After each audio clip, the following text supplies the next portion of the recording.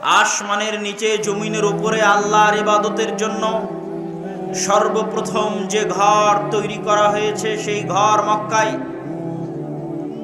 রাসূলুল্লাহ সাল্লাল্লাহু আলাইহি ওয়াসাল্লামকে আবু যার আল গিফারি রাদিয়াল্লাহু তাআলা আনহু জিজ্ঞেস করলেন,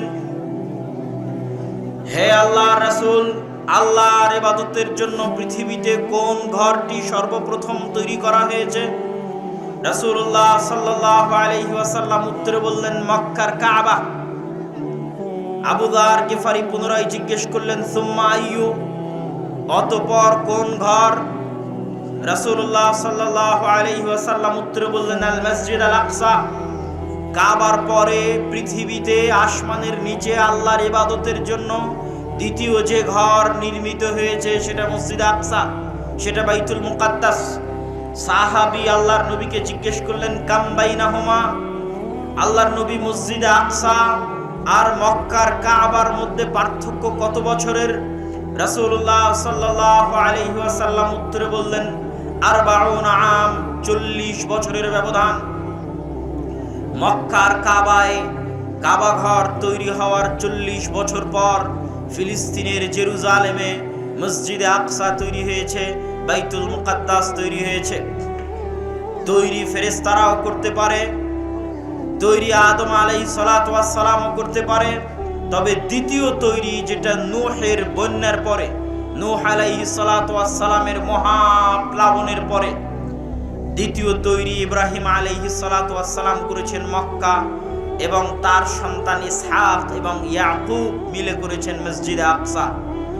ইব্রাহিম এবং ইসমাইল মিলে তৈরি করেছেন কাবা, আর ইসহাক এবং তার সন্তান ইয়াকুব মিলে তৈরি করেছেন আল মসজিদ আল আকসা। মসজিদ আকসার সাথে পৃথিবীর অসংখ্য অগণিত নবীর স্মৃতি জড়িত রয়েছে। সে অসংখ্য অগণিত নবীর স্মৃতির মধ্যে এক নম্বরে আসবে ইব্রাহিম আলাইহিস সালাতু ওয়াস সালাম। ইব্রাহিম আলাইহিস সালাতু ওয়াস সালাম ইরাকের ব্যাবিলন শহর থেকে বিতাড়িত হওয়ার পর, ব্যাবিলন শহরকে আরবিতে বলা হয় বাবেল, বিবাবেলা হারুত ওয়া মারুত। হারুত মারুতের যে কিসসা প্রসিদ্ধ আছে বাবেল শহরে, সেটাকেই বলা হয় ব্যাবিলন। ইরাকের ব্যাবিলন নগরী থেকে বিতাড়িত হওয়ার পর ইব্রাহিম আলাইহিস সালাতু ওয়াস সালাম যেখানে আশ্রয় নিয়েছিলেন সেটা জেরুজালেম। আমার নবী মক্কা থেকে বিতাড়িত হওয়ার পর যেখানে আশ্রয় নিয়েছিলেন সেটা মদিনা। এই জন্য মদিনাকে বলা হয় দারুল হিজরা। মুহাম্মদ সাল্লাল্লাহু আলাইহি ওয়াসাল্লামের দারুল হিজরা মদিনা, আর ইব্রাহিম আলাইহিস সালাতু ওয়াস সালামের দারুল হিজরা জেরুজালেম। ইব্রাহিম আলাইহিস সালাতু ওয়াস সালাম ইরাক থেকে হিজরত করে ফিলিস্তিনে জেরুজালেমে আশ্রয় গ্রহণ করেছিলেন। কাছাকাছি একই সময়ে লূত আলাইহিস সালাতু ওয়াস সালামের কওমকে যখন আল্লাহ শহর উল্টিয়ে ধ্বংস করে দিলেন, ব্যভিচার, জেনা, অবৈধ সম্পর্কের কারণে আল্লাহ গজব দিয়ে পুরো একটা শহরকে উল্টিয়ে দিলেন। যেই শহরের জায়গায় এখন জর্ডান এবং ইসরায়েলের সীমান্তবর্তী অঞ্চলে ডেড সি আছে, মৃত সাগর আছে।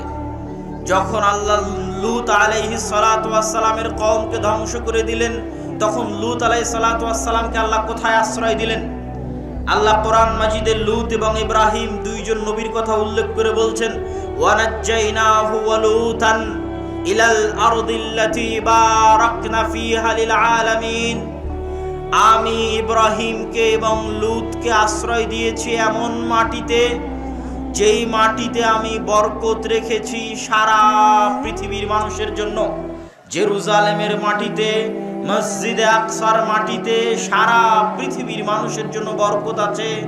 এই কথা আল্লাহ কোরআনে বলছেন, আর এই মাটিতেই তিনি আশ্রয় দিয়েছেন ইব্রাহিমকে, এই মাটিতেই তিনি আশ্রয় দিয়েছেন লূত আলাইহিস সালাতু ওয়াস সালামকে। ইব্রাহিম আলাইহিস সালাতু ওয়াস সালামের দুই স্ত্রী ছিলেন, সারা এবং হাজেরা। সারা আলাইহা সালাতু ওয়াস সালামকে নিয়ে ইব্রাহিম আলাইহিস সালাম থাকতেন জেরুজালেমে। আর আল্লাহর আরেক মসজিদ, পৃথিবীর ইতিহাসে আল্লাহর ইবাদতের জন্য নির্মিত প্রথম মসজিদ, সেই মসজিদের পাশে রেখে চলে আসলেন দ্বিতীয় স্ত্রীর সন্তান ইসমাইল এবং দ্বিতীয় স্ত্রী হাজেরাকে।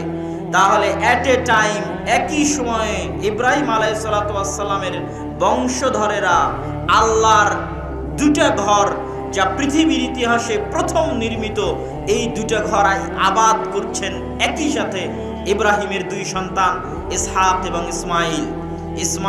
ইব্রাহিম আলাইহিস সালাতু ওয়াস সালামের সন্তান ইসমাইল এবং তার বংশধরেরা আল্লাহর নবীর আগমনের আগ পর্যন্ত কাবা ঘরের খিদমত করতে থেকেছে প্রায় দীর্ঘ 4000 বছর। 3,500 বছর ইসমাইল এবং তার সন্তানেরা কাবা ঘরের খিদমত করেছে। আর ঈসা আলাইহিস সালাতু ওয়াস সালাম পর্যন্ত ইসহাকের সন্তানেরা মসজিদে আকসার খিদমত করেছে।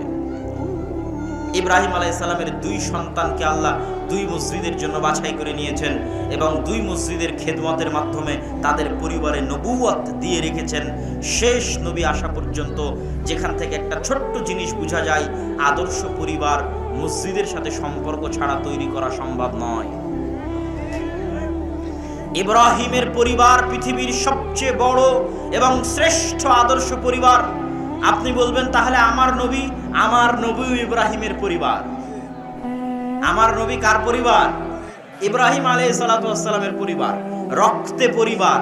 তার বাপ এবং তার দাদা রক্তে। ইব্রাহিমের সন্তান ইসমাইলের বংশধর হচ্ছে মুহাম্মদ সাল্লাল্লাহু আলাইহি সাল্লাম। তাহলে পৃথিবীর শ্রেষ্ঠ আদর্শ পরিবার তৈরি করেছিলেন ইব্রাহিম আলাইহিস সালাতু ওয়াস সালাম, যার পরিবারের মধ্যে আল্লাহ শেষ নবী পর্যন্ত সব নবী পাঠিয়েছেন। ইব্রাহিমের পরে আর কোনো বংশে আল্লাহ নবী পাঠাননি, আর কোনো গোত্রে আল্লাহ নবী পাঠাননি, সব নবী ইব্রাহিমের বংশে পাঠিয়েছেন। মানে শ্রেষ্ঠ পরিবার ইব্রাহিমের পরিবার। এই জন্য আল্লাহর নবী দোয়া করতেন, আল্লাহুম্মা সাল্লি আলা মুহাম্মাদিন ওয়া আলা আলি মুহাম্মাদ কামা সাল্লাইতা আলা ইব্রাহিম। হে আল্লাহ, আপনি মুহাম্মাদের উপর ওই পরিমাণ রহমত বর্ষণ করুন যেমন রহমত আপনি ইব্রাহিমের উপর বর্ষণ করেছেন। হে আল্লাহ, আপনি মুহাম্মাদের পরিবারের উপর ওই পরিমাণ রহমত এবং বরকত বর্ষণ করুন যেমন রহমত বরকত আপনি ইব্রাহিমের পরিবারের উপর বর্ষণ করেছেন। তাহলে কি বোঝা গেল? আল্লাহর নবী কামনা করছেন তার পরিবারের উপর ওই রকম রহমত বর্ষণ আসুক যে রকম রহমত এবং বরকত আল্লাহ ইব্রাহিমের পরিবারে দিয়েছে। তো ইব্রাহিমের পরিবার রহমত বরকত পেল কিভাবে? ইব্রাহিমের দুই সন্তান দুই মসজিদের খাদেম। আপনার ছেলেকে মসজিদের খাদেম বানিয়ে দিতে হবে, মসজিদে আজান দেওয়া শিখাতে হবে, মসজিদে ঝাড়ু দেওয়া শিখাতে হবে, তবেই আদর্শ পরিবার তৈরি হবে।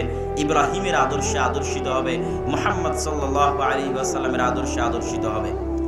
আমরা আলোচনা করছিলাম মসজিদ আকসা এবং জেরুজালেমের সাথে নবীদের সম্পর্ক। ইব্রাহিমের পরে ইসহাক, ইসহাকের পরে ইয়াকুব এবং ইয়াকুবের পরে ইউসুফ। ইব্রাহিমকে ইউরোপ এবং আমেরিকার লোক ইংরেজিতে বলে আব্রাহাম। ইসহাককে ইউরোপ এবং আমেরিকার লোক ইংরেজিতে বলে আইজ্যাক। ইয়াকুবকে ইউরোপ আমেরিকার লোক ইংরেজিতে বলে জ্যাকব। আর ইউসুফকে বলে জোসেফ। ওই একই নবী, ইতিহাসও কাছাকাছি, ঘটনাও কাছাকাছি, নামের উচ্চারণের পার্থক্য। ইউসুফ আলাইহিস সালাতু ওয়াস সালাম ভাইদের ষড়যন্ত্রে কুয়ায় নিক্ষিপ্ত হয়ে সেখান থেকে মিশরের বাজারে বিক্রি হয়ে গেলেন। ফিলিস্তিনের সাথে আজ যেমন মিশরের যোগাযোগ ভালো, আজ থেকে 5-6 হাজার বছর আগেও ফিলিস্তিনের সাথে মিশরের যোগাযোগ ভালো ছিল। এই জন্য ইউসুফ আলাইহিস সালাম ফিলিস্তিনের কুয়ায় পড়ে বিক্রি হলেন মিশরের বাজারে। মিশরের বাজারে বিক্রি হয়ে বাদশার বাড়িতে কাজ করে, লম্বা ঘটনা। অর্থমন্ত্রীর দায়িত্ব পাওয়ার পর ভাইদের সাথে পুনরায় যখন সাক্ষাৎ হলো, ভাইয়ের মাধ্যমে বাবা ইয়াকুবকে দাওয়াত দিলেন মিশরে।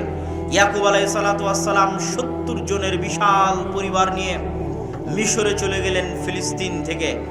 এই প্রথম ফিলিস্তিনের জেরুজালেম থেকে ইব্রাহিমের বংশের একটা শাখা ইসহাক এবং তার সন্তানেরা ফিলিস্তিন থেকে চলে গেলেন মিশরে।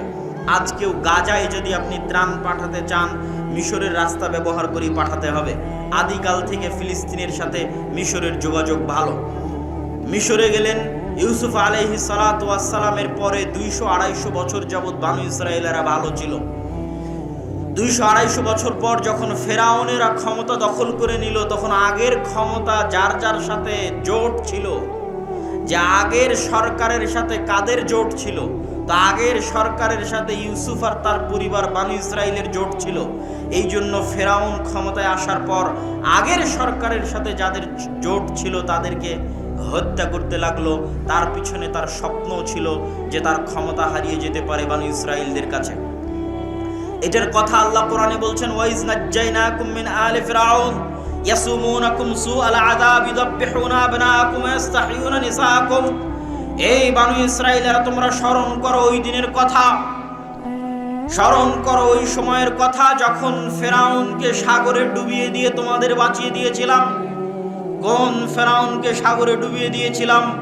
যেই ফেরাউন তোমাদের পুরুষ সন্তানদেরকে ধরে ধরে জবাই করত আর তোমাদের মেয়ে সন্তানদেরকে বাঁচিয়ে রাখত।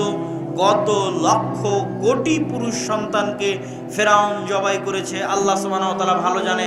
তবে আজকে যারা ফেরাউনের উত্তরসূরি, তারা মুসলমানদের শিশুদেরকে ফিলিস্তিনে তাদের বমের এবং তাদের গুলির নিশানা বানিয়ে ইচ্ছা করে পুরুষ সন্তানদেরকে, শিশু সন্তানদেরকে হত্যা করা হচ্ছে।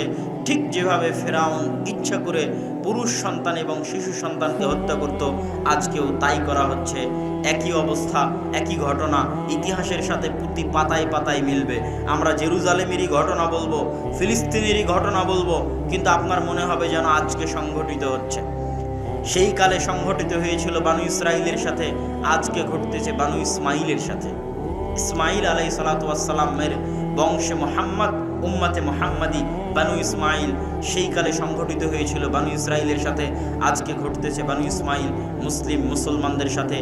তারাও তাদের যুগে মুসলমান ছিল। প্রত্যেক নবী নিজ নিজ যুগে যে দিন নিয়ে এসেছেন সেই দিনের নাম ইসলাম, এই জন্য তারাও মুসলমান ছিল, বংশে বানু ইসরাঈল। সম্মানিত উপস্থিতি, তো আমরা বলছিলাম ঠিক ওই ভয়ঙ্কর মুহূর্তে 400 বছর পর ইউসুফ আলাইহিস সালাতু ওয়াস সালামের 300 থেকে 400 বছর পর মুসা আলাইহিস সালামের আগমন। মুসা আলাইহিস সালাম আসলেন কোথায়? মিশরে। বানু ইসরাঈলের মধ্যে আল্লাহ তাকে কৌশলে ফেরাউনের ঘরে লালন পালন করে ফাইনাল যেই দিন তিনি পালিয়ে যাচ্ছেন, ফেরাউন পিছন থেকে ধাওয়া করতেছে। লোহিত সাগরে আল্লাহ রাস্তা তৈরি করে দিলেন, 12টা রাস্তা। লোহিত সাগরে ফেরাউন ডুবে মারা গেল। মুসা আলাইহিস সালাতু ওয়াস সালাম মিশর থেকে লোহিত সাগর পার হয়ে কোথায় যাচ্ছিলেন? মিশর থেকে লোহিত সাগর পার হয়ে তিনি যাচ্ছিলেন জেরুজালেমে, ফিলিস্তিনে, শামে। কেন যাচ্ছিলেন? তিনি মূলত পালিয়ে যাচ্ছিলেন না, তিনি ফিরে যাচ্ছিলেন। ফিরে যাচ্ছিলেন মানে আজ থেকে 400 বছর আগে তার বাপ দাদা জেরুজালেম ছেড়ে মিশরে এসেছে। তার আদি পিতা ইয়াকুব, তার আদি পিতা ইউসুফ ফিলিস্তিন ছেড়ে, জেরুজালেম ছেড়ে মিশরে এসেছে। তাই আজ তিনি মিশর ছেড়ে দিয়ে জেরুজালেমে ফিরে যাচ্ছেন। কিন্তু জেরুজালেমে যে ফিরে যাবেন, তো জেরুজালেম, ফিলিস্তিন, মসজিদে আকসার আশেপাশে আমালেকা গোত্র, তৎকালীন পৃথিবীর সবচেয়ে শক্তিশালী গোত্রের বসবাস। আমালেকা গোত্র বসবাস করতেছে, তৎকালীন পৃথিবীর সবচেয়ে শক্তিশালী গোত্র। আজকেও যেমন পৃথিবীর যারা সবচেয়ে শক্তিশালী তারা দখল করে রেখেছে, সেই দিনও যারা পৃথিবীর সবচেয়ে শক্তিশালী তারা দখল করে রেখেছিল। এই জন্য মুসা আলাইহিস সালাম ঢুকতে পারছেন না।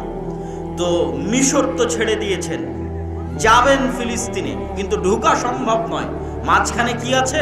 মাঝখানে শুধু মরুভূমি আর মরুভূমি। আজকেও মরুভূমি, তার নাম সিনাই মরুভূমি। আজকেও ওই মধ্যের জায়গাটুকু মরুভূমি। লোহিত সাগর পার হওয়ার পর ফিলিস্তিন যেতে মরুভূমি পড়বে, তার নাম সিনাই মরুভূমি। এই মরুভূমিতেই তুর পাহাড় আছে। আর মরুভূমিতে কোনো খাবারের ব্যবস্থা নাই, পানির ব্যবস্থা নাই। তখন আল্লাহ পাথরে বললেন, লাঠি দিয়ে পাথরে আঘাত করো, পাথর থেকে ঝর্ণা বের হলো, পানির ব্যবস্থা হয়ে গেল। তো মরুভূমি তো খাবার ব্যবস্থা নাই, আল্লাহ জান্নাত থেকে খাবার পাঠাতে লাগলেন, মান্না এবং সালোয়া। দৈনিক আসতো জান্নাত থেকে মান্না এবং সালোয়া, মরুভূমিতে খাবারের ব্যবস্থা হয়ে গেল। তাহলে মরুভূমিতে আল্লাহ পানির ব্যবস্থাও করে দিলেন, মরুভূমিতে আল্লাহ মান্না সালোয়া খাবারেরও ব্যবস্থা করে দিলেন। কিন্তু কত বড় নিমক হারাম কওম, না শুকুর কওম, যে 40 দিনের জন্য মাত্র ইবাদতের জন্য তুর পাহাড়ে গেছে মুসা আলাইহিস সালাম। 40 দিনে তারা শিরকে লিপ্ত হয়ে গেছে। 40 দিনে শিরকে লিপ্ত হয়ে গেছে। 40 দিনের ব্যবধানে শিরকে লিপ্ত হয়ে গেছে। অথচ চোখের সামনে ফেরাউনকে ডুবে যেতে দেখেছে, চোখের সামনে পাথর ফেটে ঝর্ণা বের হচ্ছে, চোখের সামনে প্রতিদিন জান্নাত থেকে খাবার আসতেছে। এত নিয়ামত দেখার পরেও 40 দিনের ব্যবধানে শিরক করে ফেলেছে। মুসা আলাইহিস সালাতু ওয়াস সালামের উপর আল্লাহ আদেশ জারি করলেন কিতাল এবং জিহাদ ফরজ হওয়ার, যে আমালেকা গোত্রের বিরুদ্ধে জিহাদ করে, যুদ্ধ করে জেরুজালেম বিজয় করতে হবে।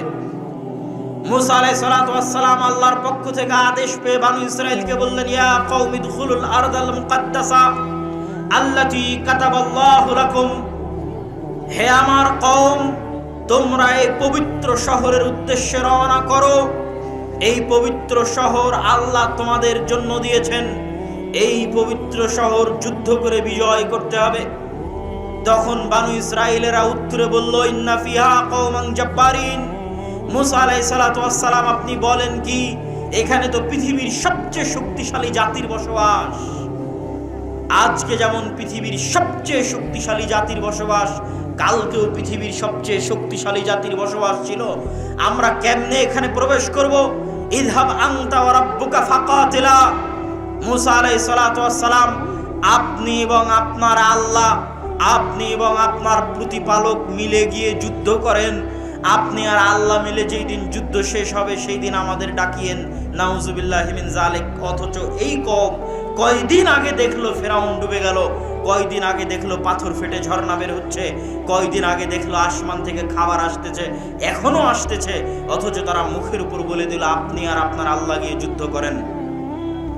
মুসা আলাইহিস সালাতু ওয়াস সালাম হতাশা প্রকাশ করলেন। আল্লাহর পক্ষ থেকে আযাব আসলো, গজব আসলো 40 বছর। ইয়াতিহুনা ফিল আরজ ইন্নাহা মুহাররামাতুন আলাইকুম, তোমাদের জন্য 40 বছর এই সিনাই মরুভূমিতে পাগলের মতো ঘুরতে থাকবে, এটা তোমাদের জন্য আযাব। 40 বছর পাগলের মতো ঘুরতে থাকতে থাকতে একটা সময় মুসা আলাইহিস সালাতু ওয়াস সালাম মারা গেলেন। মুসা আলাইহিস সালাতু ওয়াস সালাম যখন মারা যাচ্ছেন তখন অন্তরে এই ব্যথা নিয়ে মারা যাচ্ছেন যে তিনি জেরুজালেম, মসজিদে আকসা বিজয় করতে পারেননি। এটা আমাদের মূল পয়েন্ট, যে নবীদের জীবনের সাথে মসজিদে আকসার কি সম্পর্ক। এই কষ্টে মুসা আলাইহিস সালাম মারা যাওয়ার সময় দোয়া করছেন যে ফাসাআলা মুসা, মুসা আলাইহিস সালাতু ওয়াস সালাম আল্লাহর নিকটে দোয়া করলেন আইয়ুদনিয়াহু মিনাল আরজিল মুকাদ্দাসাতি বিরমিয়াতি হাজারিন, যে হে আল্লাহ, আমি তো আমার কওমের নাফরমানির কারণে, না শুকরির কারণে জেরুজালেম বিজয় করতে পারলাম না। আমার মৃত্যুটা মসজিদে আকসার এত কাছে দেন, এত নিকটে দেন, যেন মসজিদে আকসা থেকে একটা ঢিল মারলে আমার কবরে এসে পড়ে। হাদিস বুখারী, মুহাম্মদ সাল্লাল্লাহু আলাইহি ওয়াসাল্লাম বলছেন, আমি যদি আজ ফিলিস্তিনে থাকতাম তাহলে তোমাদেরকে দেখাতাম কোথায় মুসার কবর আছে। তাহলে মসজিদে আকসার নিকটে মারা যাওয়ার দোয়া করে মুসা আলাইহিস সালাতু ওয়াস সালাম দুনিয়া থেকে বিদায় নিয়েছেন। এইটা হলো মসজিদে আকসার সাথে নবীদের সম্পর্ক। সম্মানিত উপস্থিতি, প্রত্যেক মুসলমান পরিবার, প্রত্যেক মুসলমান সন্তানের অন্তরে মসজিদে আকসার প্রতি ভালোবাসা থাকতে হবে এবং এই কষ্ট থাকতে হবে যে আমরা মসজিদে আকসায় যেতে পারি না, আমরা মসজিদে আকসা জিয়ারত করতে পারি না, মসজিদে আকসায় 2 রাকাত সালাত আমরা আদায় করতে পারি না। এই কষ্ট অন্তরে অনুভব করতে হবে। প্রত্যেক যারা মক্কা এবং মদিনায় হজ এবং উমরা করতে যায় তাদের মনে রাখতে হবে এই পৃথিবীতে আল্লাহর আরও একটি পবিত্র ঘর আছে, যা আমাদের নবীও সেই পবিত্র ঘরের সাথে সম্পৃক্ত, যা আমরা ধারাবাহিক ইতিহাসে বলবো। সেই পবিত্র ঘরে আমরা যেতে পারি না, যাওয়া হয় না। 70 বছর থেকে 80 বছর থেকে ওই পবিত্র ঘরে যাওয়ার রাস্তা মুসলমানদের জন্য, বিশ্বের মুসলমানদের জন্য বন্ধ হয়ে আছে। মুসা আলাইহিস সালামের অন্তরে যেমন কষ্ট ছিল, প্রত্যেক মুমিনের অন্তরে এরকম কষ্ট থাকতে হবে। সালাহুদ্দিন আইয়ুবী এই কষ্টে শপথ করেছিলেন, এই কষ্টেই শপথ করেছিলেন যে আমি হজ ওই দিন করব, আল্লাহর বাইতুল্লাহ ওই দিন দেখতে যাব যেই দিন আল্লাহর পৃথিবীতে আর একটা যে 3য় ঘর আছে, ওই 3য় ঘর যেই দিন উদ্ধার করতে পারবো সেই দিন।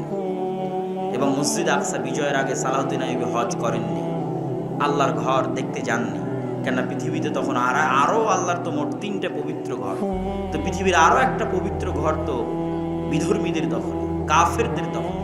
তো কেমনে কাফেরদের দখলে রেখে তিনি আল্লাহর আর একটা ঘর জিয়ারতে যেতে পারেন? এই কষ্ট ব্যথা নিয়ে তিনি, এই কষ্ট থাকার কারণেই তিনি যুদ্ধে জয়লাভ করতে পেরেছিলেন। সম্মানিত উপস্থিতি, তো মুসা আলাইহিস সালামের এই কষ্ট প্রত্যেক মুমিনের হৃদয়ে থাকতে হবে। মুসা আলাইহিস সালাতু ওয়াস সালাম মারা গেলেন, আযাব বানু ইসরাইলের উপর শেষ হয়ে গেল। বানু ইসরাইলের উপর আযাব শেষ হওয়ার পর বানু ইসরাইলের নবী হলেন ইউশা বিন নুন। ইউশা বিন নুনকে খিজির আলাইহিস সালাতু ওয়াস সালামকে যখন দেখতে গেছিলেন মুসা আলাইহিস সালাম, তখন সাথে একজন যুবক বয়সী ছেলেকে নিয়ে গেছিলেন, যার ব্যাগে ভাজা মাছ ছিল, যার ব্যাগ থেকে ভাজা মাছ পালিয়ে বের হয়ে গেছিল, সেই যুবকই হচ্ছে ইউশা বিন নুন। যখন গোটা জাতি বলে উঠল যে এখানে এত শক্তিশালী জাতি আছে, আমরা যুদ্ধে যাব না, তখন ইউশা বিন নুন এবং আর একজন, মোট 2 জন বলেছিল যে আল্লাহর আদেশ পালন করতে আমরা যুদ্ধে যেতে রাজি। তারা তাদের জাতিকে লক্ষ্য করে বলেছিল যে তোমরা এই শহরে প্রবেশ করো, যখনই তোমরা প্রবেশ করবা ফাইন্নাকুম গালিবুন, যখনই তোমরা এই শহরে প্রবেশ করবা আল্লাহর দয়ায়, আল্লাহর রহমতে তোমরা বিজয়ী হবা। তোমরা কেন তাদের শক্তি দেখে ভয় পাচ্ছ? বরং তোমরা আল্লাহর উপর ভরসা করো, ইন কুনতুম মুমিনিন, যদি তোমরা মুমিন হয়ে থাকো। এই ইউশা বিন নুনকে আল্লাহ নবী বানিয়ে দিলেন। ইউশা বিন নুন বনি ইসরাইলকে বলল, দেখো 40 বছর আযাব ভোগ করলা, এখন কি জেরুজালেম যুদ্ধ করে বিজয় করতে চাও? বনি ইসরাইল তওবা ইস্তিগফার করে বলল, ঠিক আছে, আমরা যুদ্ধ করে জেরুজালেম বিজয় করতে চাই। আমালিকা গোত্রের বিরুদ্ধে ইউশা বিন নুনের নেতৃত্বে বনি ইসরাইল যুদ্ধ শুরু করলো। এটা আরেকটা পৃথিবীর ইতিহাসের ব্যতিক্রমধর্মী ঘটনার সাক্ষী মসজিদে আকসা। পৃথিবীর ইতিহাসের একমাত্র ব্যতিক্রম ঘটনার সাক্ষী মসজিদে আকসা, যেটা এখন বলতে যাচ্ছি। ইউশা বিন নুন বনি ইসরাইলদের নিয়ে যুদ্ধ করছেন। যুদ্ধ যখন জয় জয়, তখন শুক্রবার বিকেল। শুক্রবারের দিন দোয়া কবুল হয়। কোন সময় কবুল হয়? মুহাদ্দিসগণ বলেছেন আসর পর। কেন? তার কারণ এটা, আসর পর একজন নবীর দোয়া কবুল হয়েছিল শুক্রবারের দিন, তিনি হচ্ছেন ইউশা বিন নুন। ইউশা বিন নুনের দিনে শনিবারে যুদ্ধ নিষিদ্ধ, আর শুক্রবার সূর্য ডুবলেই শনিবার শুরু হবে। যেমন রমাজানে আগের রাতে সূর্য ডুবলেই তারাবি শুরু হয়, তেমন শুক্রবার সূর্য ডুবলেই শনিবার শুরু। মানে শনিবার শুরু হলেই তৎকালীন শরীয়ত অনুযায়ী যুদ্ধ বন্ধ। তাহলে আবার রবিবারে যুদ্ধ শুরু করতে করতে যার জয় হবে তার তো কোনো গ্যারান্টি নাই। এখন যে গতি আছে, এই গতিতে যুদ্ধ চালিয়ে গেলে জয় হওয়া সম্ভব। ইউশা বিন নুন পড়ে গেলেন বিপদে। একদিকে সামনে শরীয়তের নিষেধাজ্ঞা যে সূর্য ডুবলে যুদ্ধ বন্ধ করো, আর একদিকে দেখতে পাচ্ছেন যে যুদ্ধে আমরা জিতছি, আর 1 ঘন্টা যুদ্ধ চালালে আমরা যুদ্ধে জিতবো, আর 2 ঘন্টা যুদ্ধ চালালে যুদ্ধে জিতবো, কি করবেন? এরকম এক ভয়ঙ্কর পরিবেশে আল্লাহর কাছে দোয়া করতে গিয়ে ইউশা বিন নুন সূর্যকে লক্ষ্য করে বললেন, ইন্নাকি মা'মুরা, এই সূর্য তুমি আল্লাহর আদেশে আদিষ্ট। ওয়া আনা মা'মুরুন, আর আমি ইউশা বিন নুন আল্লাহর আদেশে আদিষ্ট। আল্লাহুম্মা বাসহা আলাইনা, হে আল্লাহ আপনি এই সূর্যকে থামিয়ে দিন, যেন আমরা জেরুজালেম বিজয় সম্পূর্ণ করতে পারি, মসজিদে আকসা বিজয় সম্পূর্ণ করতে পারি। তাই আপনি আজকে সূর্যকে থামিয়ে দিন। আমার নবী মুহাম্মদ সাল্লাল্লাহু আলাইহি ওয়াসাল্লাম বলেন, ইন্নাশ শামসা লাম তুহবাস লিআইয়ি বাশারিন, আসমান এবং জমিন সৃষ্টি করার পরে পৃথিবীতে কোনোদিন আল্লাহ সূর্যকে দুনিয়ার কোনো মানুষের জন্য থামিয়ে দেননি। একমাত্র ইউশা বিন নুনের জন্য আল্লাহ সূর্যকে থামিয়ে দিয়েছিলেন, যাতে তারা মসজিদে আকসা বিজয় করতে পারে। বলেন আল্লাহু আকবার।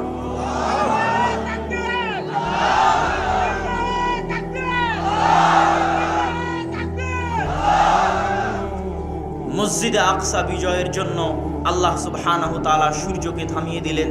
হাদিস সহিহ, বুখারীর হাদিস, ঘটনা সত্য। সম্মানিত উপস্থিতি, কিন্তু ইউশা বিন নুন, এবার দেখেন, এই যে আপনারা আবেগে তাকবীর দিলেন, দেখেন কত বড় পৃথিবীর ইতিহাসের ঘটনা, অথচ এত বড় ঘটনার পরে এই কওম কত বড় নিমক হারামি করতেছে, যে আল্লাহ কোরআনে বলেছে তাদের নিমক হারামির কথা।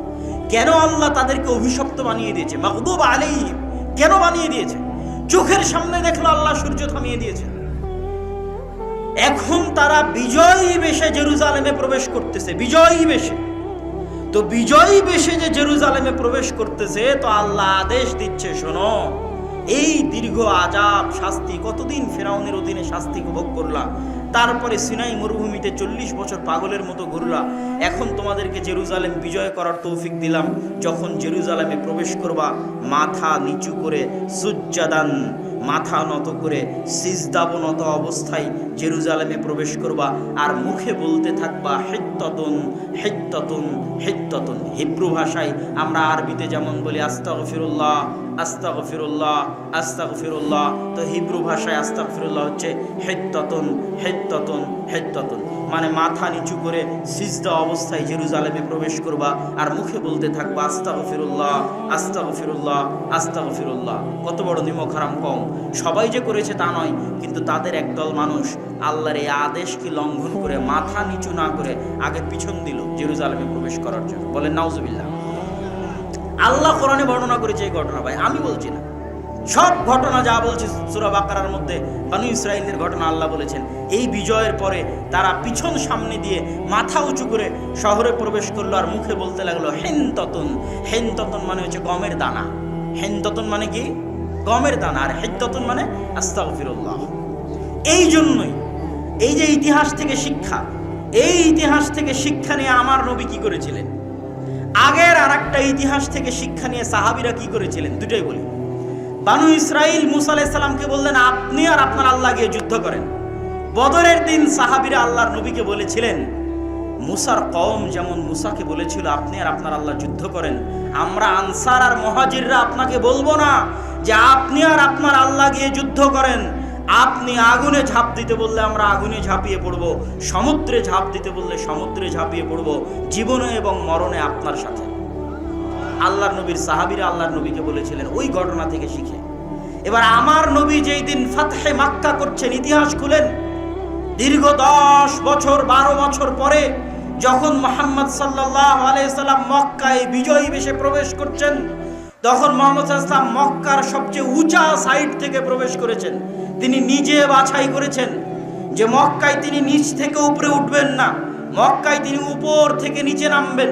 কোন দিক দিয়ে নামলে মক্কায় উপর থেকে নামা যাবে সেটা সেই জায়গা বাছাই করে তিনি মক্কার উপরের সাইড দিয়ে, এবার উট যখন ধীরে ধীরে মক্কায় নামতেছে তখন মুহাম্মদ সাল্লাল্লাহু আলাইহি ওয়াসাল্লামের মাথা উটের যে হাওদাজ থাকে সেই হাওদাজের উপর ঠেকিয়ে দিয়েছেন, সিজদাবনত অবস্থায় মুখে আল্লাহর জিকির আজকার এবং তাসবিহ তাহলিল পড়তে পড়তে মুহাম্মদ সাল্লাল্লাহু আলাইহি ওয়াসাল্লাম মক্কা শহরে প্রবেশ করেছেন। বলেন আল্লাহু আকবার।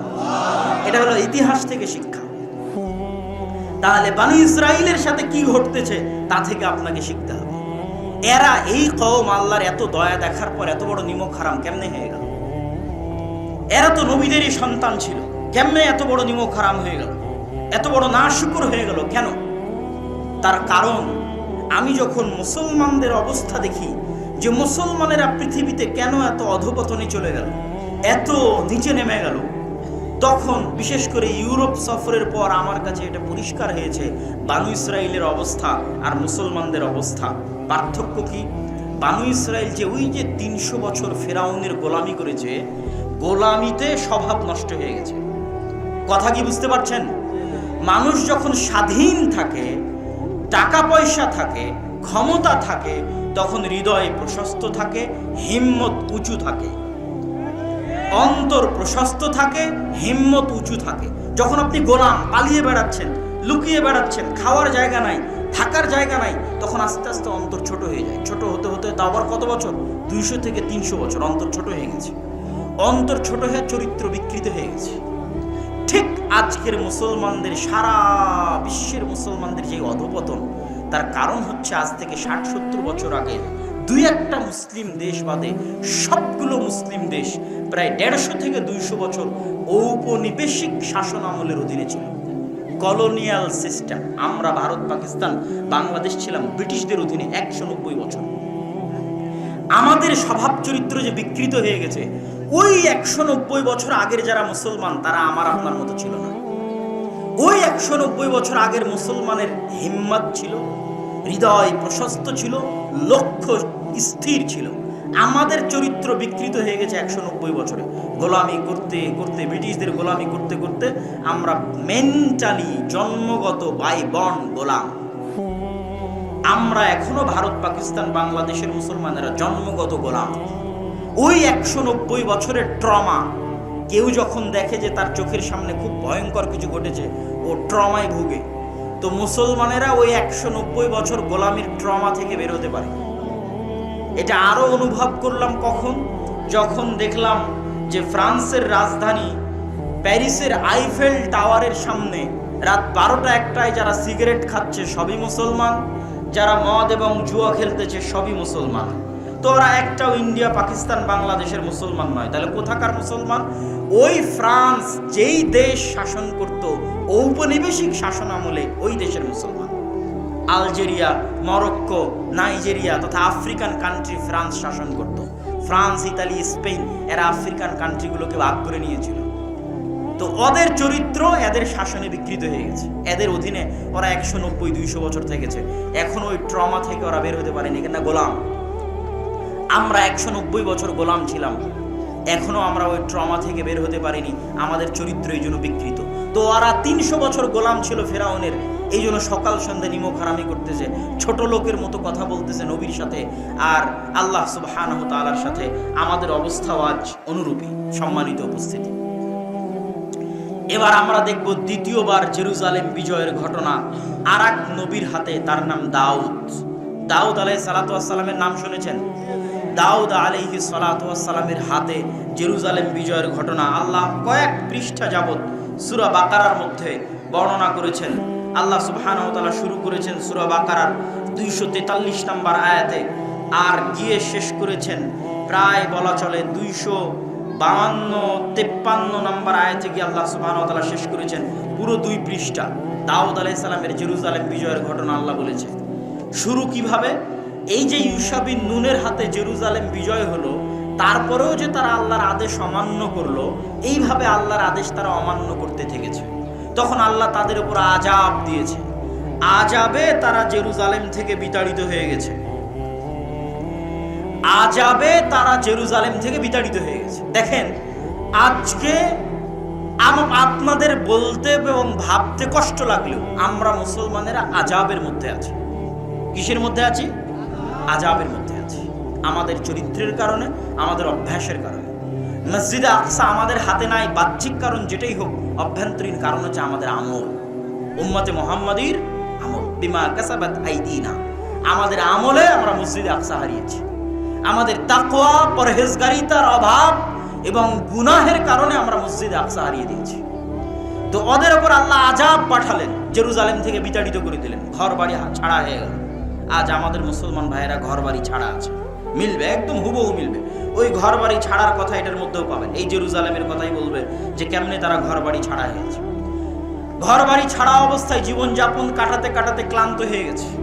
তৎকালীন নবী শামুয়েলকে গিয়ে বলছে, আপনি আল্লাহর কাছে দোয়া করেন না, আল্লাহ আমাদের জন্য একজন শক্তিশালী বাদশা পাঠান, যেন আবার আমরা জেরুজালেম বিজয় করতে পারি। আল্লাহ কিন্তু আমাদেরও শিখিয়ে দিয়েছে যে তোমরা দোয়া করবা সুলতানান নাসিরা, যেন আল্লাহ তোমাদের জন্য একজন শক্তিশালী বাদশা পাঠায়। হে আল্লাহ, আপনি আমাদের উম্মতে মুহাম্মাদিকে, ফিলিস্তিনকে, জেরুজালেমকে, গাজার মুসলমানদেরকে উদ্ধার করার জন্য শক্তিশালী শাসক পাঠান। বলেন আল্লাহুম্মা আমিন। এই দোয়া তারাও করেছে নবীর কাছে গিয়ে। আল্লাহ বলছে, আলাম তারা ইলাল মালাই মিন বানি ইসরাঈল মিন বাদি মূসা ইয ক্বালু লিনাবিয়্যিল্লাহি ওয়াবআস লানা মালিকান নুকাতিল ফি সাবিলিল্লাহ। হে নবী, আপনি একটু আল্লাহর সাথে কথা বলেন, আল্লাহর কাছে দোয়া করেন, আল্লাহ আমাদের জন্য একজন বাদশা দিক, ওই বাদশার পিছনে আমরা যুদ্ধ করব। তো নবী জানতেন এই বানু ইসরাইলের স্বভাব, যে এরা কত বড় নিমক হারাম, এটা তিনি জানতেন। তো তিনি নবী উত্তরে কি বলছেন? হাল আসাইতুম ইন কুতিবা আলাইকুমুল কিতালু আল্লা তুকাতিলু। আরে আমি আল্লাহর কাছে দোয়া করে যদি একজন রাজা নেই, তারপরে তোমরা যে যুদ্ধ করবে এর গ্যারান্টি কি? তোমরাই তো তারা যারা মুসা আলাইহিস সালামের সাথে যুদ্ধ করনি।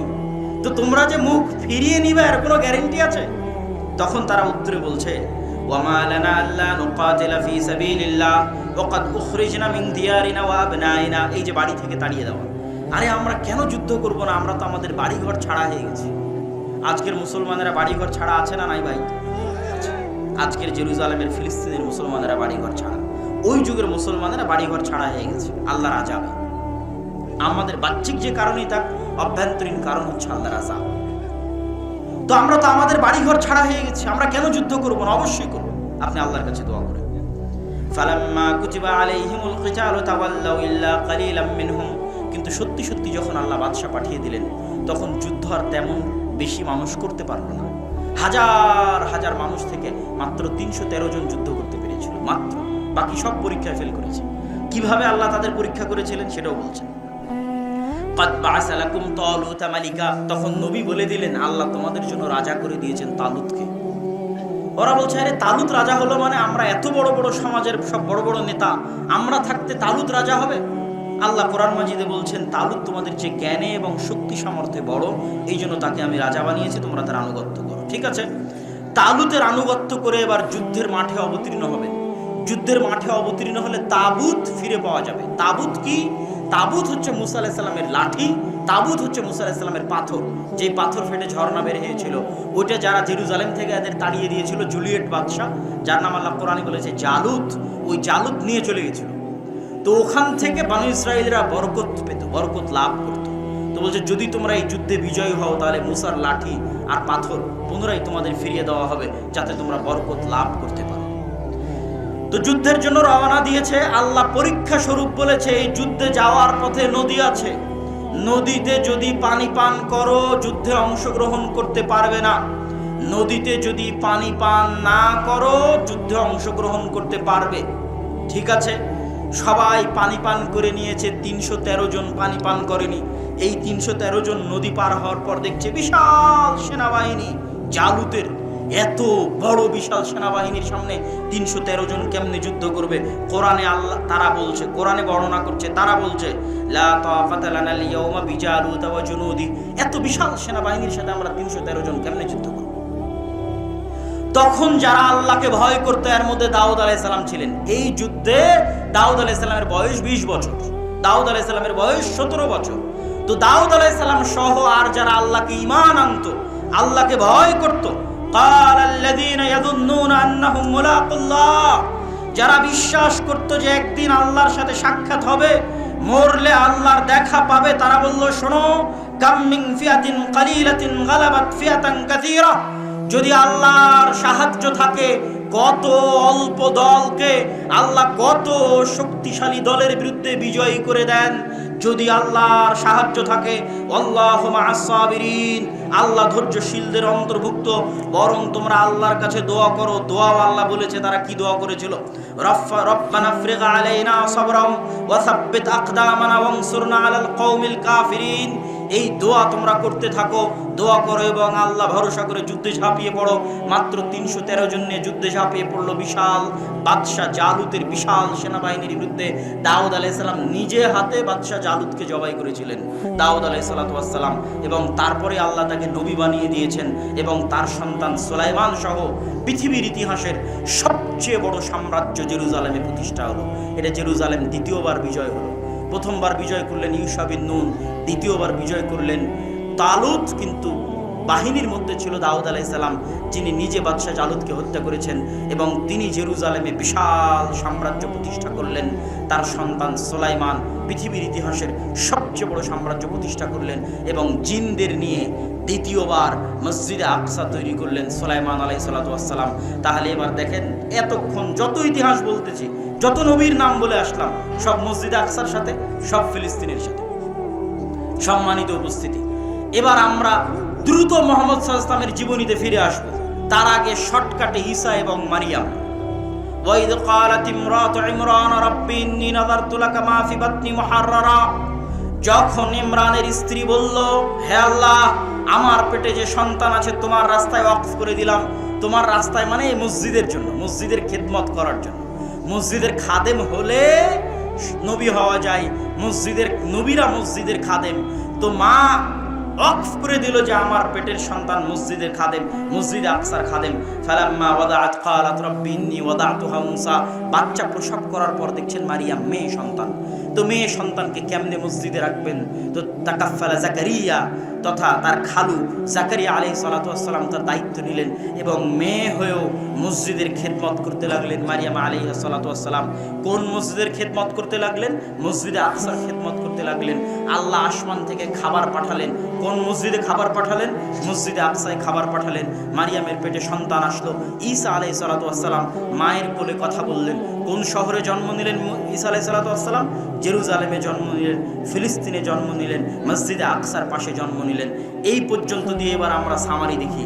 পৃথিবীর 90% মানুষ তথা তিনটা বড় দিনের অনুসারী, বড় ধর্মের অনুসারী পবিত্র স্থান হচ্ছে জেরুজালেম, মসজিদে আকসা। যেহেতু মুসা আলাইহিস সালাম এটার জন্য জীবন দিয়েছে, ঈসা বিন নূন জীবন দিয়েছে, দাউদ সুলাইমান যুদ্ধ করেছে, তো এই জন্য ইহুদি যারা আছে তাদের কাছে এটা সবচেয়ে পবিত্র। ঈসা আলাইহিস সালাম এখানে জন্ম হয়েছে, তার মা এই মসজিদের খাদেম ছিলেন, এই জন্য খ্রিস্টানদের কাছে এটা সবচেয়ে পবিত্র। আর আমরা মুসলমানেরা তো আছি। তাহলে পৃথিবীতে এর চাইতে বড় আর কোনো কারণ নাই যেখানে পৃথিবীর 90% মানুষ যুদ্ধে জড়িয়ে যেতে পারে। মানে এর চেয়ে বড় আর কারণ পৃথিবীতে নাই যেই কারণে পৃথিবীর 90% মানুষ যুদ্ধে জড়িয়ে যেতে পারে। কিসের প্রথম বিশ্বযুদ্ধ, কিসের দ্বিতীয় বিশ্বযুদ্ধ, সবচেয়ে বড় যুদ্ধ হবে এই মসজিদকে কেন্দ্র করে, এই শহরকে কেন্দ্র করে, যেটাতে পৃথিবীর 90% মানুষ জড়িয়ে যাবে। কেন এর চেয়ে বড় কারণ আর পৃথিবীতে নাই যেটার পিছনে এত বড় যুদ্ধ হতে পারে। একটাই কারণ, সেটা হচ্ছে এই মসজিদ। এই মসজিদকে নিয়ে যুদ্ধ হতে পারে, এই শহরকে নিয়ে যুদ্ধ হতে পারে, যেগুলো কিয়ামতের পূর্ব মুহূর্তে সব বড় বড় যুদ্ধ এখানে সংঘটিত হবে। দাজ্জালকেও ঈসা আলাইহিস সালাতু ওয়াস সালাম এই জেরুজালেম শহরের গেটেই হত্যা করবেন। এগুলো সব এই ফিতনা বলেন, যুদ্ধ বলেন, যেটাই বলেন, কিয়ামতের পূর্ব মুহূর্তে মক্কা মদিনা সেফ থাকবে।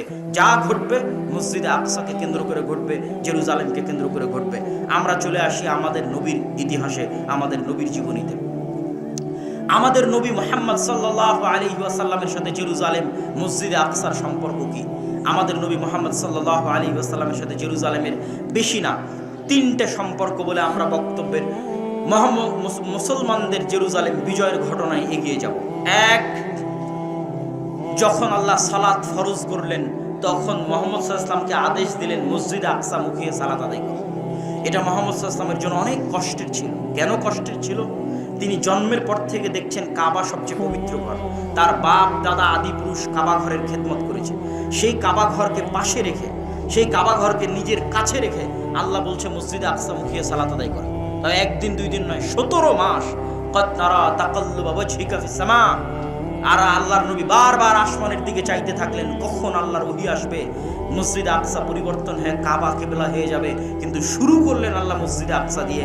এটা ছিল মদিনায় অবস্থানরত ইহুদি, মদিনায় অবস্থানরত খ্রিস্টানদের কাছে মেসেজ যে এটা হচ্ছে দ্বীনে হক। তোমরা যেই মসজিদে আকসাকে পবিত্র মনে করো, সেই মসজিদে আকসাই মুসলমানদের প্রথম কিবলা। বলেন আল্লাহু আকবার। এটা আল্লাহ সুবহানাহু ওয়া তাআলার হিকমা যে মুসলমানদের প্রথম কিবলা, মুসলমানদের প্রথম মসজিদ, যে মসজিদ মুখী হয়ে তৈরি হয়েছে সেটা মসজিদে আকসা। মুহাম্মদ সাল্লাল্লাহু আলাইহি ওয়াসাল্লামের জীবনে দ্বিতীয় ঘটনা, সুবহানাল্লাযী আসরা বিআবদিহি লাইলাম মিনাল মাসজিদিল হারাম ইলাল মাসজিদিল আকসা আল্লাযী বারাকনা হাওলা। ওই সত্তার পবিত্রতা বর্ণনা করছি যিনি তার বান্দা মুহাম্মদ সাল্লাল্লাহু আলাইহি ওয়াসাল্লামকে মসজিদে হারাম মক্কার কাবা থেকে রাতের বেলা সফর করিয়েছেন মসজিদে আকসাই। কোন মসজিদে আকসাই? আল্লাযী বারাকনা হাওলা, যেই মসজিদে আকসার চারিদিকে আমি আল্লাহ বরকত দিয়ে ঘিরে রেখেছি। বলেন আল্লাহু আকবার। কোরআনের আয়াতের অনুবাদ করলাম। কোরআনের আয়াতে আল্লাহ বলছেন মসজিদে আকসার চারিদিকে আমি বরকত দিয়ে ঘিরে রেখেছি, বারাকনা হাওলা। তাহলে মুহাম্মদ সাল্লাল্লাহু আলাইহি ওয়াসাল্লাম কাবা থেকে সরাসরি তিনি আসমানে যাননি, কাবা থেকে তিনি মসজিদে আকসায় গেছেন, মসজিদে আকসা থেকে তিনি আসমানে গেছেন। এটা মুহাম্মদ সাল্লাল্লাহু আলাইহি ওয়াসাল্লামের জীবনের দ্বিতীয় ঘটনা। মসজিদে আকসায় তিনি বোরাক বেঁধেছেন, ওই বোরাক বাঁধার জায়গা এখনো আছে। মসজিদে আকসায় তিনি নবীদের ইমামতি করে সালাত আদায় করিয়েছেন। সম্মানিত উপস্থিতি, মুহাম্মদ সাল্লাল্লাহু আলাইহি ওয়াসাল্লামের জীবনের তৃতীয় ঘটনা, হুদায়বিয়ার সন্ধির পরে মক্কার কাফের এবং মুশরিকেরা ব্যবসায়িক উদ্দেশ্যে গেছে ফিলিস্তিনে, জেরুজালেমে। তখন ফিলিস্তিন জেরুজালেমে কন্ট্রোল আছে রোমান এম্পায়ারের। রোমান এম্পায়ারের তৎকালীন বাদশাহ হিরাক্লিয়াস রাতের বেলা স্বপ্ন দেখে আরবের মধ্যে যারা খাতনা করে তাদের হাতে চলে যাচ্ছে তার এই রাজত্ব। ঘুম থেকে হন্তদন্ত হয়ে উঠে টানা কয়েকদিন এই স্বপ্ন দেখেছে। সে জানতো ইহুদিরা বাদে আর কেউ খাতনা করে না। সাথে সাথে খুঁজতে পাঠালো এই শহরে এখন কোনো আরব আছে কিনা। খুঁজে দেখা গেল আবু সুফিয়ান রাদিয়াল্লাহু তাআলা আনহু, যিনি তখন কাফের এবং যিনি তখন আবু জাহালের জায়গায় দায়িত্ব পালন করছেন, মক্কার কাফের মুশরিকদের সর্দার, আল্লাহ রাসূলের বিরুদ্ধে কয়েকটা যুদ্ধে নেতৃত্ব দিয়েছেন, উহুদের যুদ্ধে নেতৃত্ব দিয়েছেন, খন্দকের যুদ্ধে নেতৃত্ব দিয়েছেন, আল্লাহ রাসূলের মুখোমুখি যুদ্ধে নেতৃত্ব দিয়েছেন আবু সুফিয়ান রাদিয়াল্লাহু তাআলা আনহু। হুদায়বিয়ার সন্ধির পরে তিনি তখন ফিলিস্তিনে ব্যবসা করতে গেছেন। তাকে ধরে নিয়ে আসা হলো। রোমান বাদশাহ হিরাক্লিয়াস তাকে জিজ্ঞেস করতে লাগলেন, ঘটনা শোনাও। তিনি বললেন, ঘটনা এই, তখন রোমান বাদশাহ হেরাক্লিয়াস কয়েকটা প্রশ্ন করলো, তার মধ্যে দুটো প্রশ্ন করে আমরা বক্তব্য সামনের দিকে এগিয়ে নিয়ে যাব। দুটো প্রশ্নের একটা প্রশ্ন হচ্ছে, আমাকে বলো মুহাম্মাদের পূর্বে তার বংশে অতীতে তোমাদের কুরাইশ বংশে, বানু হাশিম বংশে, ইসমাইলের বংশে অতীতে আর কেউ কোনোদিন কি নবী দাবি করেছিল? আবু সুফিয়ান বললেন, না, অতীতে তো দীর্ঘ 2-3 হাজার বছরে ইসমাইলের বংশে কেউ কোনোদিন নবী দাবি করেনি। বাদশাহ হেরাক্লিয়াস বললেন, যদি আগে কেউ নবী দাবি করে থাকতো আমি বলতাম মুহাম্মদ সাল্লাল্লাহু আলাইহি ওয়াসাল্লাম অন্যের দেখা দেখি নিজে নবী দাবি করেছে। অতীতে যেহেতু ইসমাইলের বংশে কেউ নবী দাবি করেনি, অতএব এটা বলার সুযোগ নাই যে মুহাম্মদ দেখা দেখি নবুয়তের দাবি করেছে। এবার আমাকে শোনাও, তোমাদের বংশে বানু ইসমাইলে, কুরাইশে, বানু হাশিমে কেউ কি কোনোদিন রাজা বাদশাহ ছিল? আবু সুফিয়ান উত্তরে বলছে, না, আমাদের বংশে কেউ তো কোনোদিন রাজা বাদশাহ ছিল না। বাদশাহ হেরাক্লিয়াস বলছে, যদি বলতে যে মুহাম্মাদের অতীতে সাল্লাল্লাহু আলাইহি ওয়াসাল্লাম কেউ কোনোদিন রাজা বাদশাহ ছিল, তাহলে আমি বলতাম নিজের বাপদাদার রাজত্ব ফিরে পাওয়ার জন্য নবুয়তের ভান ধরেছে। কিন্তু আগে তো কেউ রাজা বাদশাহ ছিল না, তাহলে ভান ধরার তো প্রয়োজন নাই, তাহলে ঘটনা কিছু আছে। তারপরে একের পর এক জিজ্ঞাসা যখন শেষ, তখন বাদশাহ হেরাক্লিয়াস ঘোষণা করতেছে। কে ঘোষণা করতেছে? তৎকালীন বিশ্বের সবচেয়ে শক্তিশালী এম্পায়ারের রাষ্ট্রপ্রধান। মনে করেন আজকের পৃথিবীর সবচেয়ে শক্তিশালী রাষ্ট্র যদি আমেরিকা হয়, তাহলে আমেরিকার রাষ্ট্রপ্রধান কোথায় বসে ঘোষণা করতেছে? জেরুজালেমে মসজিদে আকসার পাশে বসে ঘোষণা করতেছে। কার সামনে ঘোষণা করতেছে? আল্লাহর নবীর সবচেয়ে বড় শত্রু মক্কার কাফের মুশরিকদের সরদারের সামনে বসে ঘোষণা করতেছে, জেরুজালেমে বসে ঘোষণা করতেছে। তৎকালীন বিশ্বের সবচেয়ে বড় এম্পায়ারের শাসক ঘোষণা করতেছে, আবু সুফিয়ান, তুমি যা বললে তা যদি সত্য হয়, তাহলে মাউযিআ কাদামাইয়া তাহতা মাউযিআ কাদামাইয়া, আমার পায়ের নিচে যে মাটি আছে, এই মাটি একদিন মুহাম্মাদের অনুসারীদের দখলে চলে যাবে। আল্লাহ, এটাই মসজিদ আকসার মাটি, এটাই জেরুজালেমের মাটি। তাহলে এর চেয়ে বড় ভবিষ্যৎবাণীর আর প্রয়োজন নাই। সম্মানিত উপস্থিতি, মুহাম্মদ সাল্লাল্লাহু আলাইহি ওয়াসাল্লাম তার জীবনে দুইটা যুদ্ধ করেছেন জেরুজালেম বিজয় করার জন্য, মুতা এবং তাবুকের যুদ্ধ। এটা অনেকেই আপনাকে এভাবে বলে দিবে না, কেন আমি বললাম এটা জেরুজালেম বিজয়ের জন্য যুদ্ধ? মুতা এবং তাবুকের যুদ্ধ হয়েছিল রোমানদের বিরুদ্ধে, আর আরবের সবচেয়ে কাছে রোমানদের সবচেয়ে বড় হেডকোয়ার্টার ছিল জেরুজালেমে। আপনি যদি বাংলাদেশের বিরুদ্ধে যুদ্ধ করেন, তাহলে এটাও বলা যাবে যে ঢাকার বিরুদ্ধে যুদ্ধ। অনেক সময় দেশের নামের জায়গায় রাজধানীর নাম বলে দেওয়া হয়। ভারতের জায়গায় দিল্লি, বাংলাদেশের জায়গায় ঢাকা, ঢাকার বিরুদ্ধে যুদ্ধ। তাহলে জেরুজালেমের বিরুদ্ধে যুদ্ধ, রোমান না বলে বলেন জেরুজালেমের বিরুদ্ধে যুদ্ধ। কেননা এই যুদ্ধ দুটো হয়েছিল রোমানদের বিরুদ্ধে, আর রোমানদের হেডকোয়ার্টার ছিল তৎকালীন জেরুজালেম। আর মুতার যুদ্ধ ছিল জেরুজালেম থেকে মাত্র 100 কিলোমিটারের ব্যবধানে, যেই যুদ্ধে পরপর 3 জন সাহাবী শহীদ হয়েছে। আর আল্লাহর নবী মদিনায় বসে চোখের পানি ফেলতেছে আর বলছেন, এখন তরবারি হাতে নিল সাইফুম বিন সুয়ুফিল্লাহ, আল্লাহর তরবারিগুলোর একটা তরবারি, সেটা হচ্ছে খালিদ ইবনুল ওয়ালিদ। এই যে যুদ্ধ হচ্ছে রোমানদের বিরুদ্ধে, এটা জেরুজালেম থেকে মাত্র 100 কিলোমিটার দূরে। এই জন্য বললাম, আল্লাহর নবী তার নিজের জীবদ্দশায় দুইটা যুদ্ধ করেছেন মসজিদ আকসা বিজয় করার জন্য। একটা হচ্ছে মুতা আর একটা হচ্ছে তাবুক। সম্মানিত উপস্থিতি, আল্লাহর নবীর মৃত্যুর পরে আবু বকর রাদিয়াল্লাহু তাআলা আনহু ওই সেনাবাহিনীকে থামাননি যেই সেনাবাহিনীকে আল্লাহর নবী রোমানদের বিরুদ্ধে রওনা করেছিলেন মসজিদ আকসা এবং জেরুজালেম বিজয় করার জন্য, তাকে তিনি থামাননি। কিন্তু যাকাত অনাদায়কারীদের বিরুদ্ধে, মুরতাদদের বিরুদ্ধে যুদ্ধ করতে গিয়ে তার গতি কিছুটা স্লোথ ছিল। ওমর রাদিয়াল্লাহু তাআলা আনহু ক্ষমতা পাওয়ার পরে জেরুজালেম বিজয় করার জন্য, মসজিদ আকসা বিজয় করার জন্য, পৃথিবীর ইতিহাসের সবচেয়ে বড় যুদ্ধ জেরুজালেম বিজয়ের জন্য মুসলমানদের যে বড় বড় দুটো যুদ্ধ, একটা সালাহুদ্দিন আইয়ুবী যুদ্ধ করেছিলেন হিত্তিনে, আর একটা এখন ওমর রাদিয়াল্লাহু তাআলা আনহুর খেলাফত আমলে হচ্ছে ইয়ারমুকের যুদ্ধ। ইয়ারমুকের যুদ্ধে রোমানদের সেনাবাহিনীর সদস্য ছিল 3 লক্ষ, আর ইয়ারমুকের যুদ্ধে মুসলমানদের সদস্য ছিল মাত্র 12,000। এটা হচ্ছে মসজিদে আকসা বিজয় করার জন্য সবচেয়ে বড় যুদ্ধ। তৎকালীন প্রধান সেনাপতি আবু উবাইদা ইবনুল জাররাহ, আগের সেনাপতি ছিল খালিদ বিন ওয়ালিদ। ওমর রাদিয়াল্লাহু তাআলা ক্ষমতায় এসে খালিদ বিন ওয়ালিদকে তার পদ থেকে পদচ্যুতি করে প্রধান সেনাপতির দায়িত্ব দেন আবু উবাইদা ইবনুল জাররাহকে। যদিও খালিদ বিন ওয়ালিদ মুজাহিদ হিসেবে যুদ্ধ করছে, সাধারণ ডেপুটি, সে প্রধান army chief, deputy army chief হিসেবে যুদ্ধ করতেছে, আর প্রধান আর্মি চিফ হচ্ছেন আবু উবাইদা ইবনুল জাররাহ। সম্মানিত উপস্থিতি, এই বিশাল যুদ্ধের আগে আবু উবাইদা ইবনুল জাররাহ চিঠি লিখলেন ওমর রাদিয়াল্লাহু তাআলা আনহুকে লক্ষ্য করে, আমিরুল মুমিনিন, আজকে 3 লক্ষ রোমান বাহিনীর বিরুদ্ধে মাত্র 12,000 মুসলমান নিয়ে যুদ্ধ করা সম্ভব নয়। যদি বাই চান্স যুদ্ধে পরাজয় হই, মুসলমানদের ইমান দুর্বল হয়ে যাবে, অনেক দুর্বল ইমানের মানুষ মুরতাদ হয়ে যাবে, অনেক দুর্বল ইমানের মানুষ ইসলাম থেকে মুখ ফিরিয়ে নিবে। অতএব এই যুদ্ধে হারা যাবে না, এই যুদ্ধে পরাজিত হওয়া যাবে না। আপনি মদিনা থেকে অতিরিক্ত সেনাবাহিনী পাঠান, মদিনা থেকে অতিরিক্ত মুজাহিদ পাঠান, না হলে আমরা এই যুদ্ধে পুরো পরাজিত হয়ে যেতে পারি। বিশাল 3 লক্ষ বাহিনীর সামনে 12,000 সেনাবাহিনী দিয়ে কিছুই করা সম্ভব নয়। ওমর রাদিয়াল্লাহু তাআলা আনহু ওই চিঠির উল্টা পিঠে লিখে পাঠালেন, লা তুহাউবিলান্নাকা কাসরাতাল রোম ওয়ালা তুহাউবিশান্নাকা কিল্লাতাল মুসলিমিন। তোমাদেরকে যেন ভীত সন্ত্রস্ত না করে রোমানদের সংখ্যাধিক্য, তোমাদেরকে যেন দুশ্চিন্তাগ্রস্ত না করে মুসলমানদের সংখ্যায় অল্প হওয়া, বরং জেনে রাখো আল্লাহ যার সাথে আছে তারাই সংখ্যাধিক্য, আল্লাহর সাহায্য যাদের সাথে আছে তারাই সংখ্যাধিক্য, আর আল্লাহর সাহায্য যাদের সাথে নাই তারা সংখ্যায় যতই বেশি হোক না কেন তারা সংখ্যায় অল্প, তারা যতই শক্তিশালী হোক না কেন তারা দুর্বল, তারা যতই শক্তিশালী হোক না কেন তারা দুর্বল। অতএব আল্লাহর সাহায্য তোমাদের সাথে আছে। তোমরা সংখ্যায় 12,000 হলেও তোমরাই শক্তিশালী, তোমরা সংখ্যায় 12,000 হলেও তোমরাই সংখ্যাধিক্য। অতএব তোমরা সামনের দিকে এগিয়ে যেতে থাকো।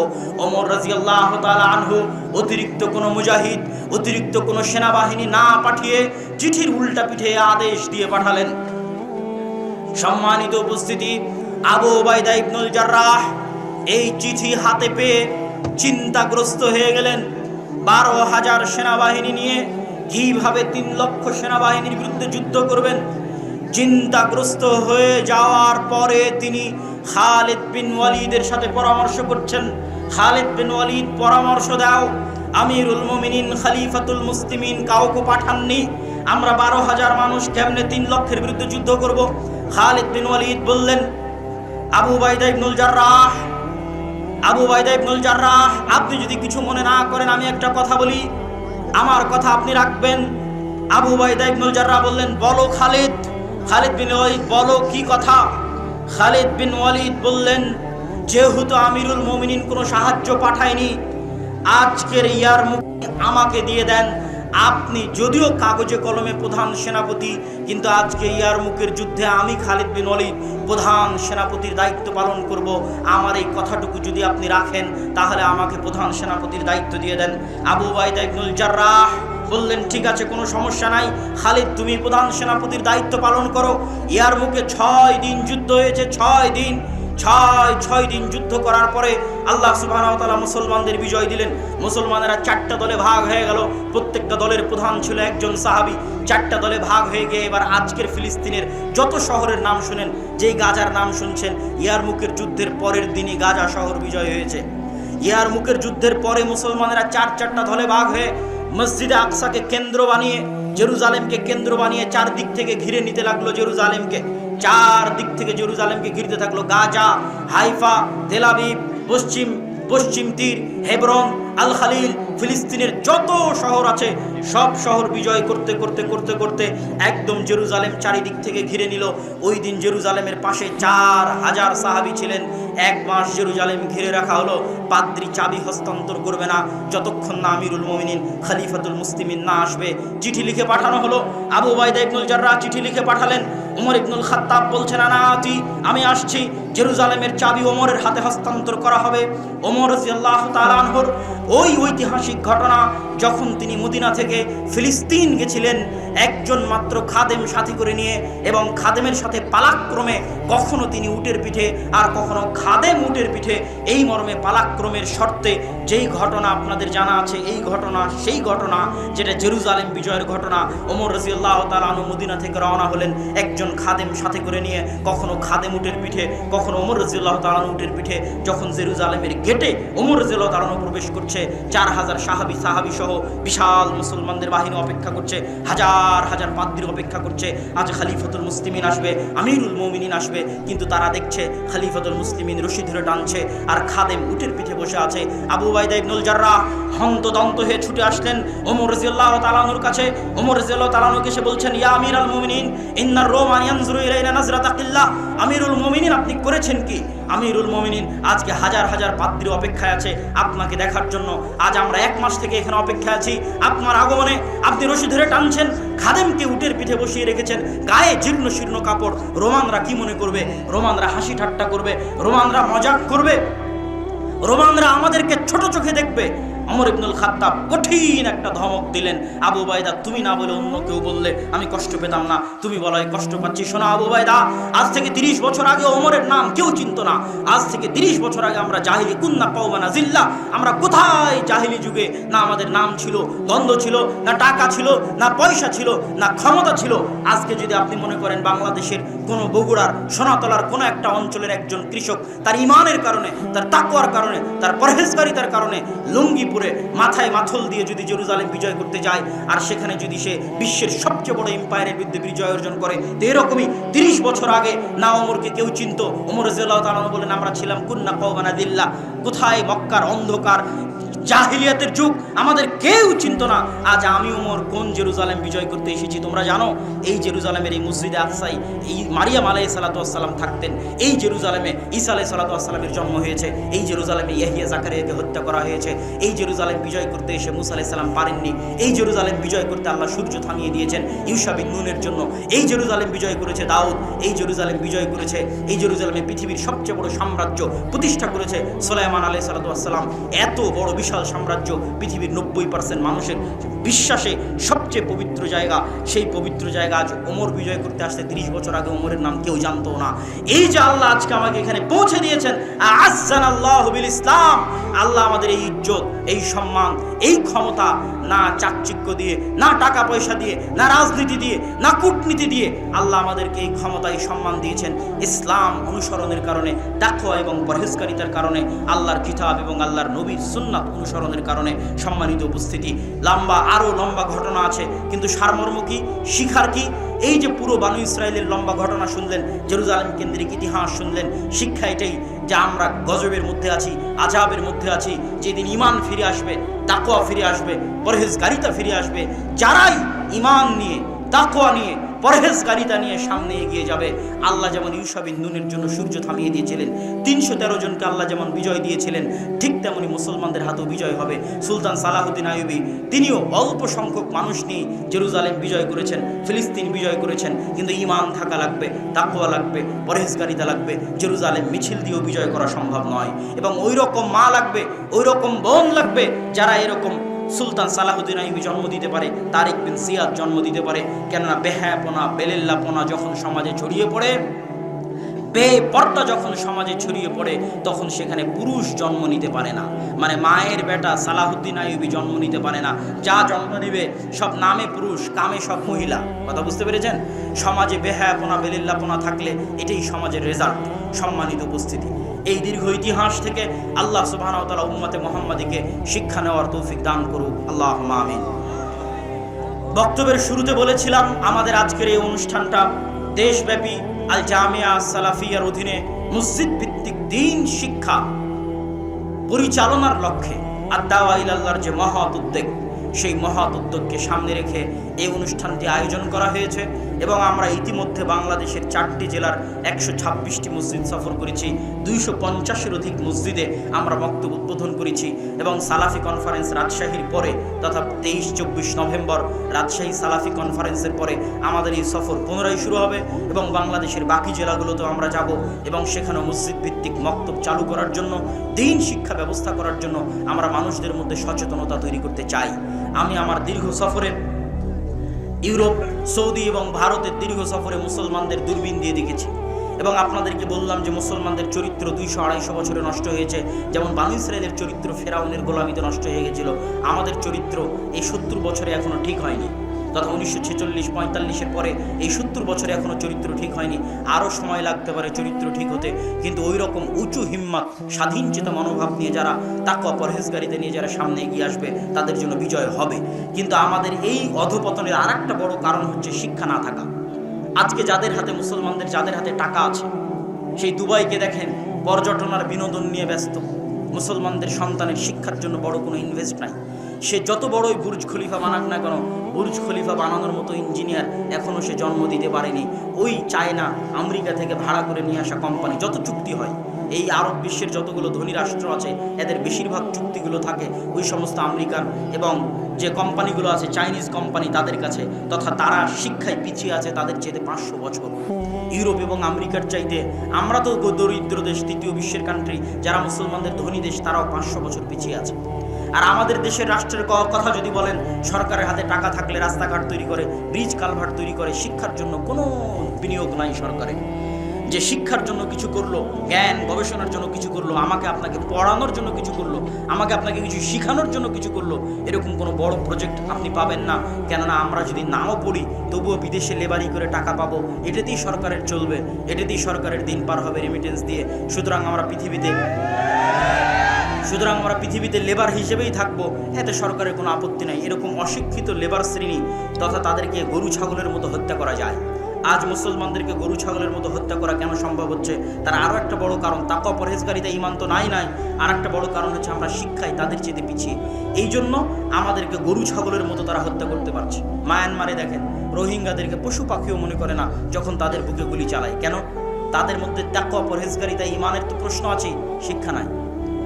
আজ ঠিক যদি আপনার মসজিদ কমিটির কাছে আসেন, তাহলে মসজিদ কমিটি টাইলস বানিয়ে রেখেছে। কত মসজিদ এরকম নিবেন? 126টা মসজিদের মধ্যে, মসজিদে আল্লাহর কসম মসজিদে টাইলস লাগানো আছে, আল্লাহর কসম মসজিদে এসি লাগানো আছে, কিন্তু মসজিদে মক্তবের দিন শিক্ষার ব্যবস্থা নাই। কি বলবেন?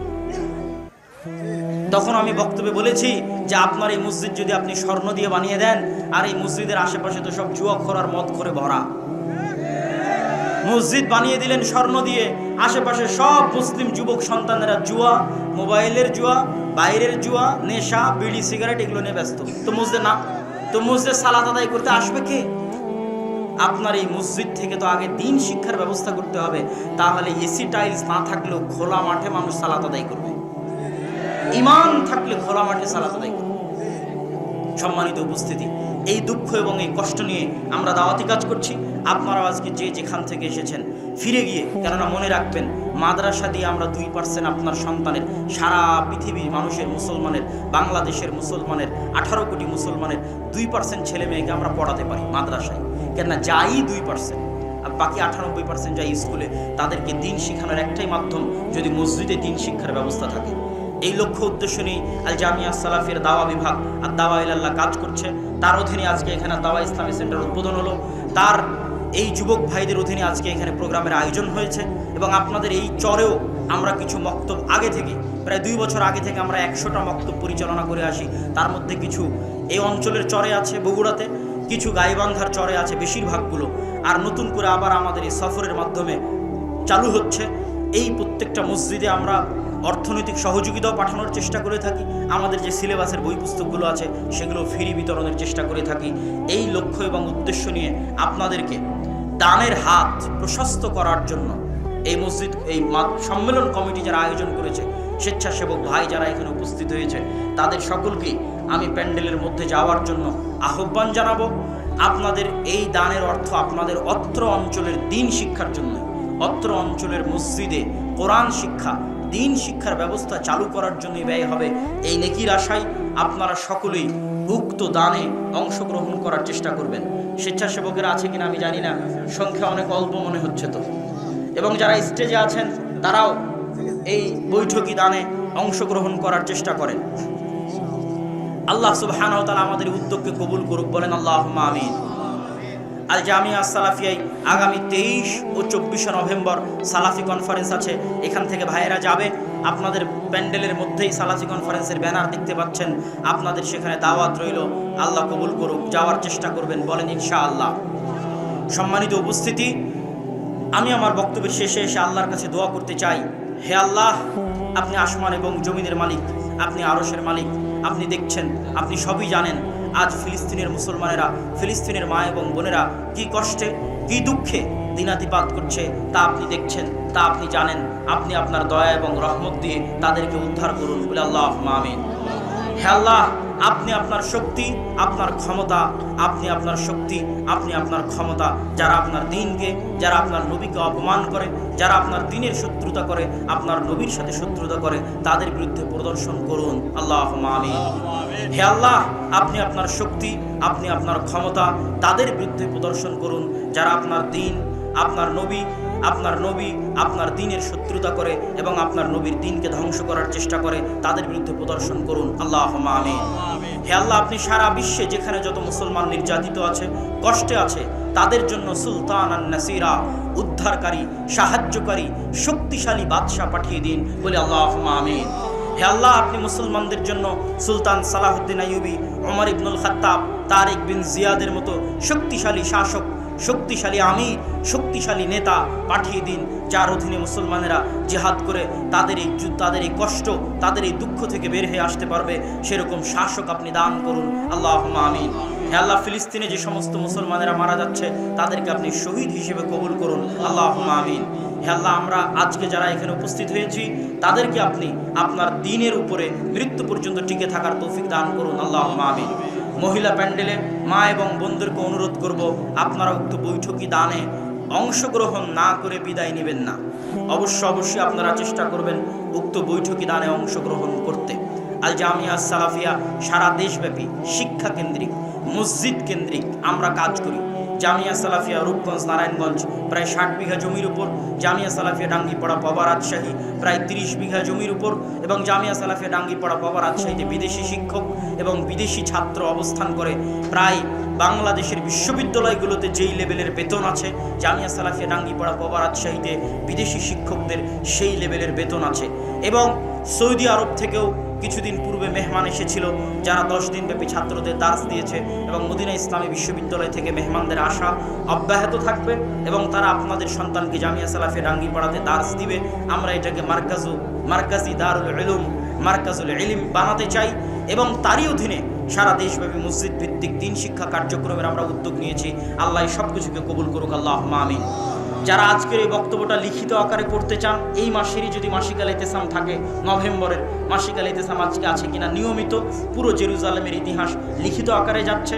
যাওয়ার সময় মাসিক আল ইতিসাম নেওয়ার চেষ্টা করবেন, আমাদের যে বই পুস্তকগুলো আছে সেগুলো নেওয়ার চেষ্টা করবেন। আর জেরুজালেমের ইতিহাসটা পর্ব আকারে মাসিক আল ইতিসামে যাচ্ছে। আল্লাহ সুবহানাহু ওয়া তাআলা কবুল করুক।